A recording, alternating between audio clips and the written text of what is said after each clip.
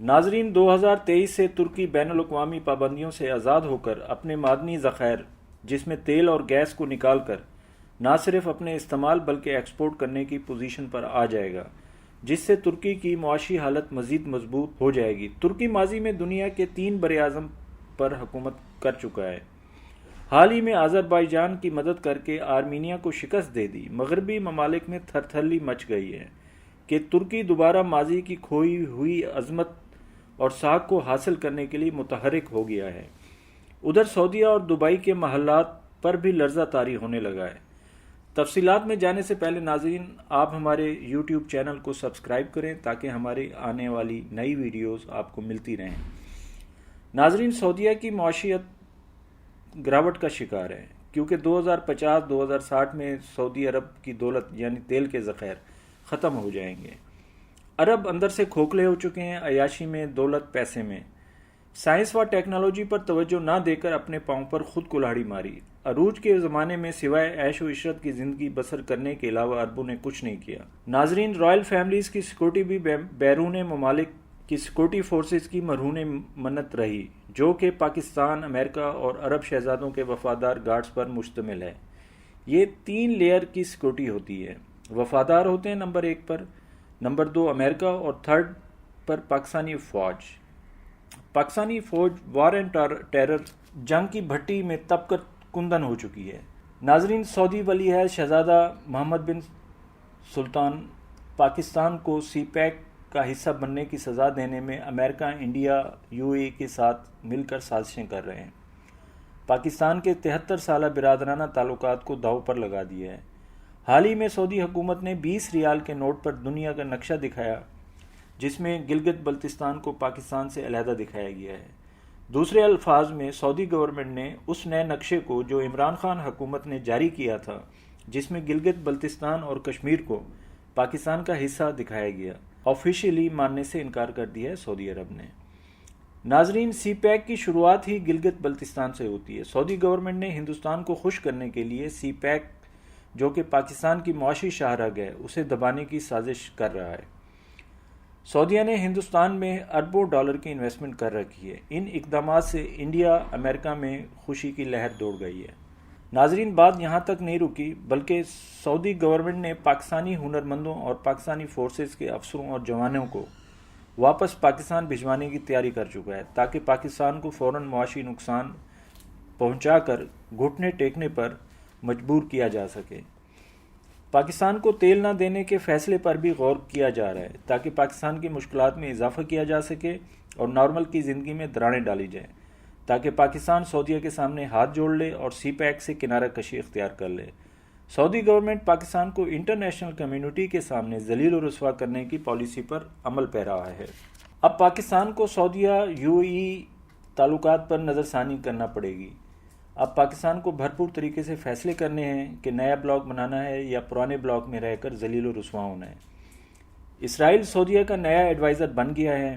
وہ سعودیہ اور UAE کو کہہ رہا ہے کہ پاکستانیوں کو عرب ملکوں سے فیز آؤٹ کر دیا جائے اور ان کی جگہ انڈین لیبر، جبکہ سیکورٹی کے لیے امریکہ اور اسرائیلی کمانڈوز تعینات کیے جائیں۔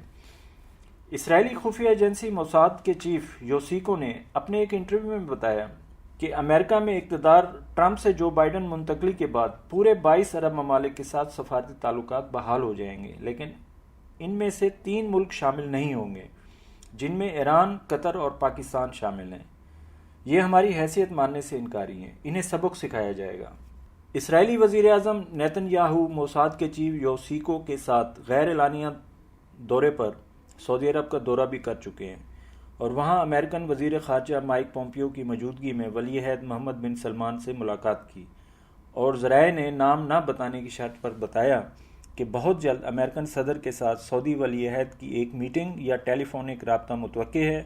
اس کے فوری بعد سعودی عرب اسرائیل کو تسلیم کرنے کا باضابطہ اعلان کر دے گا۔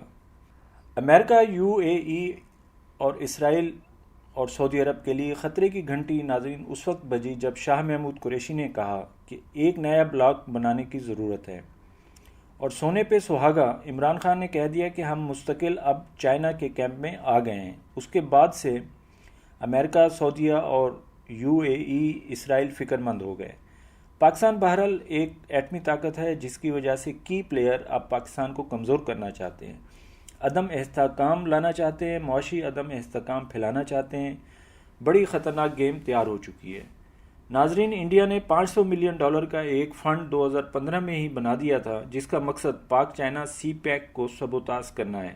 اس کے لیے اینٹی سی پیک سیل بھی قائم کر دیا تھا۔ ناظرین، حال ہی میں 14 نومبر کو ایرانی وزیر خارجہ جواد ظریف نے پاکستان کا دورہ کیا۔ اس دورے کی ٹائمنگ بڑی قابل غور ہے۔ اگر سعودیہ پاکستان کو تیل کی سپلائی روکتا ہے تو پاکستان کی مشکلات میں بے انتہا اضافہ ہو سکتا ہے۔ پاکستان نے بھی فرنٹ فٹ پر آ کر کھیلنے کا فیصلہ کر لیا ہے۔ ایران پاکستان نے ایرانی بندرگاہ چابہار اور گوادر بندرگاہ، جنہیں سسٹر بندرگاہ بھی کہا جاتا ہے، ایک دوسرے کی سہولت کار بنانے کا فیصلہ کیا ہے، کیونکہ امریکن منتخب صدر جو بائیڈن اپنی الیکشن مہم میں ہی ایران کے ساتھ جوہری معاہدہ بحال کرنے کی بات کر چکے ہیں۔ یہ معاہدہ بحال ہوتے ہی ایران پر دوسرے ممالک کے ساتھ کاروباری سرگرمیوں کو فروغ مل سکتا ہے، جس کے ساتھ ہی پاکستان ایران سے گیس اور تیل کی فراہمی بھی شروع ہو سکتی ہے۔ اگر ایسا ہوتا ہے تو پاکستان کو بڑے معاشی سیاسی مفادات حاصل ہو سکتے ہیں۔ اس معاہدے کے تحت پاکستان ایران سے متصل سرحد رمدان کھولنے کا فیصلہ ہوگا۔ رمدان سرحد سے چابہار پورٹ 130 کلومیٹر کے فاصلے پر ہے۔ رمدان سرحد اس وجہ سے بھی بڑی اہمیت کی حامل ہے کہ گوادر سے اس کا فاصلہ صرف 70 کلومیٹر ہے۔ اس معاہدے کے بعد سعودیہ کا پیٹرول کارڈ بھی بری طرح فیل ہو گیا، جو سعودیہ کھیلنا چاہ رہا تھا۔ ناظرین، عمران خان نے جب حکومت سنبھالی تو اپنے اکاؤنٹ بیلنس کرنے کے لیے $3 ارب سعودیہ سے لینے گئے تھے۔